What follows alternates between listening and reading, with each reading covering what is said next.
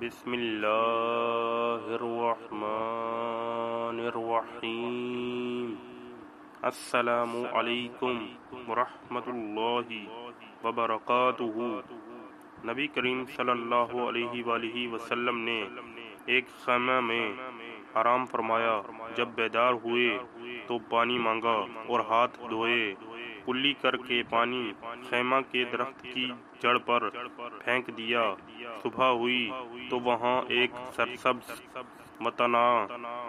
متناور درخت اگا ہوا ہے اور پھل سے لدا ہوا ہے جس سے خوشبو آ رہی ہے، لیکن کچھ دنوں کے بعد اس کے تنے سے خون بہہ رہا تھا۔ اس کے پتے مرجھا گئے تھے۔ لوگ بہت محزون و مغموم ہوئے۔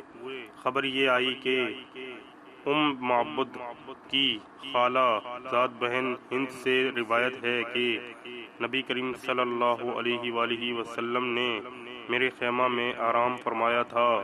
جب بیدار ہوئے تو پانی مانگا اور ہاتھ دھوئے۔ کلی کر کے پانی خیمہ کے پاس ہی ایک درخت کی جڑ پر پھینک دیا۔ صبح ہوئی تو ہم نے دیکھا کہ وہاں ایک سرسبز و تناور درخت اگا ہوا ہے اور پھل سے لدا ہوا ہے جس سے خوشبو آ رہی ہے۔ اس کا پھل شہد سے زیادہ میٹھا تھا، جسے اگر بھوکا کھاتا تو سیر ہو جاتا، اگر پیاسا کھاتا تو اس کی تشنگی دور ہو جاتی، اگر بیمار کھاتا تو شفا، جو بھیڑ کے پتے کھاتی پرشیر ہو جاتی۔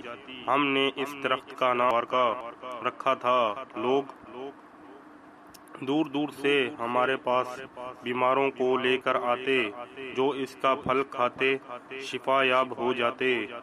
ایک دن ہم نے دیکھا اس کے تمام پتے خزاں دیدہ ہو کر زمین پر آ گرے ہیں۔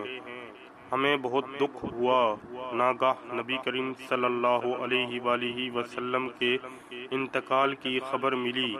اس واقعے کے 30 سال بعد ہم نے دیکھا کہ اس کے تنے سے ٹہنیوں تک کانٹے ہی کانٹے ہیں اور پھل جھڑ گئے ہیں۔ اسی دن ہمیں سیدنا علی رضی اللہ تعالی عنہ کی شہادت کی خبر ملی۔ اس کے بعد پھر اسے پھل نہیں لگا، تاہم اس کے پتوں سے نفع اندوز ہوتے رہے۔ ایک دن ہم اٹھے تو اس کے تنے سے خون بہہ رہا تھا، اس کے پتے مرجھا گئے تھے۔ ہم بہت محزون و مغموم ہوئے۔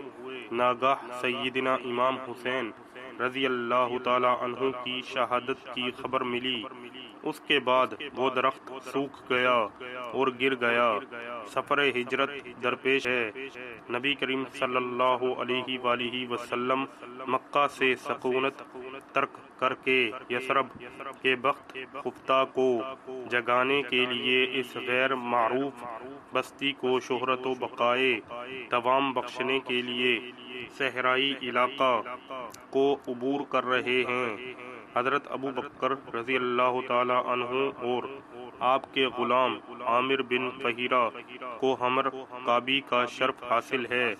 ایک بدو عورت کے خیمہ کے پاس سے گزر ہوا جس کا نام معبد ہے۔ ان اجنبی راہرووں نے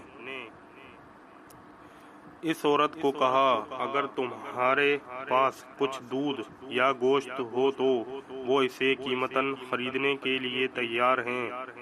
معبد نے کہا، اگر میرے پاس کچھ کھانے کی کوئی چیز ہوتی تو میں بصد مسرت تمہاری میزبانی کی سعادت حاصل کرتی۔ ہمیں تو قحط سالی نے دانے دانے سے محتاج بنا دیا ہے۔ نبی کریم صلی اللہ علیہ وآلہ وسلم نے اس خیمے کے ایک گوشت میں ایک بکری دیکھی۔ نبی کریم صلی اللہ علیہ وآلہ وسلم نے پوچھا، اے معبد، یہ بکری کیسی ہے؟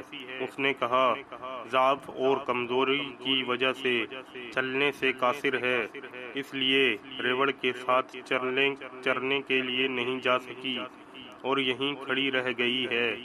نبی کریم صلی اللہ علیہ وآلہ وسلم نے فرمایا، اجازت دو تو ہم اس کا دودھ دھو لیں۔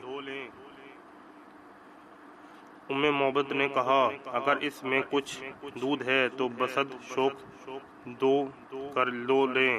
بکری کو نبی کریم صلی اللہ علیہ وآلہ وسلم کے پاس لایا گیا۔ نبی کریم صلی اللہ علیہ وآلہ وسلم نے اس کے تہنوں پر ہاتھ پھیرا اور اللہ تعالی کا نام لے کر اس کو دوہنا شروع کر دیا، اور اس خشک کھیری والی بکری سے اتنا دودھ نکلا کہ سب نے خوب سیر ہو کر پیا۔ نبی کریم صلی اللہ علیہ وآلہ وسلم نے دوبارہ اسے دوہا تو معبد کے گھر کے سارے برتن لبالب بھر گئے۔ جب اس کا خاوند دن بھر کے کام کاج سے فارغ ہو کر شام کو واپس آیا تو خیمہ میں ہر برتن دودھ سے بھرا ہوا دیکھ کر حیران و ششدر ہو کر رہ گیا۔ پوچھنے لگا اے معبد، یہ دودھ کی نہر کہاں سے بہہ نکلی؟ گھر میں تو کوئی شیردار جانور نہ تھا۔ معبد نے کہا نہیں بخدا نہیں، لیکن ایک بابرکت ہستی یہاں سے گزری ہے، یہ سب اس کا فیضان ہے۔ پھر اس نے سارا واقعہ اپنے خاوند کو کہہ سنایا۔ خاوند نے کہا اس بابرکت ہستی کا حلیہ بیان کرو۔ اللہ کی قسم مجھے تو یہ وہی شخص معلوم ہوتا ہے جس کی تلاش اور تعاقب میں قریش 400 اپنے گھوڑے